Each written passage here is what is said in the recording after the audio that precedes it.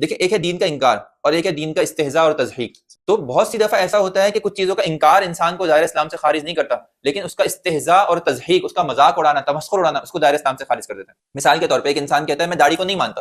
مذہبی لوگ کہتے ہیں کہ داڑھی رکھنا ضروری ہے، ایک انسان کہتا ہے نہیں، میں نزدیک داڑھی رکھنا ضروری نہیں ہے، میں نہیں مانتا، وہ اس سے کافر نہیں ہوگا. لیکن اگر وہ تضحیق کرے گا، مذاق اڑائے گا، جیسے کہ آپ نے دیکھا ہوگا لوگ جو ہے وہ عذاب قبر کا مذاق اڑاتے ہیں. لوگ جہنم میں جہاں عذاب کے اندر آتا ہے کہ مثال کے طور پہ یہ آتا ہے کہ وہاں پر آگ میں انسان کو جلایا جائے گا، وہ کہیں گے انسان کیا پکوڑا ہے جو اس کو جلائیں گے، اور اللہ کو کیا ملے گا ہمیں جلا کر. اس طرح کی باتیں کرتے ہیں. جنت کے حوالے سے مثال کے طور پہ 70 حوریں دی جائیں گی، اس کا مذاق اڑائیں گے، تضحیق اڑائیں گے.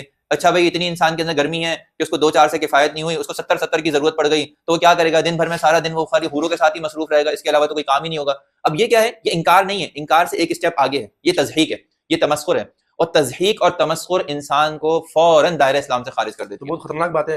دیکھا جائے تو بہت سے لوگ جو ہے آج کل داڑھی کا مذاق اڑاتے ہیں، اور یہ 72 حوروں کا. بالکل ایسے ہی 72 حوروں کا مذاق اڑانا، داڑھی کا مذاق اڑانا، دینی کوٹس کا مذاق اڑانا، شاعر اللہ کا مذاق اڑانا، یہ سب چیزیں ایسی ہیں جو ڈائریکٹ اسلام سے خارج کر دیتی ہیں.